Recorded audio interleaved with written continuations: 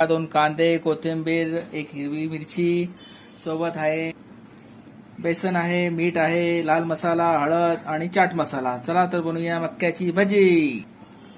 हा टाकलेला एक मस्तपैकी मक्का, सोबत कांदा, सोबत कोथिंबीर, सोबत मिरची. एक नंबर बाबा. लवकर लवकर या खायला. लवकर लवकर बनताय. तेल तापतंय इकडे. चला आता सगळ्या वस्तू कुस्करून घेऊया. सोबत आपले जे घेतलेले लाल मसाले, मीठ, हळद, चाट मसाला मिक्स करून घेऊया. छानपैकी मिक्स झालेलं आहे. सोबत टाकलेला आहे बेसन. एक नंबर ना बाबा.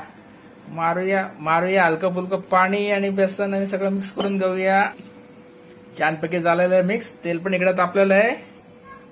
त्याला तर बनतात आपली कुरकुरीत मक्याची भजी. मस्तपैकी होत आहेत तेलात. एक नंबर ना बाबा. एक नंबर.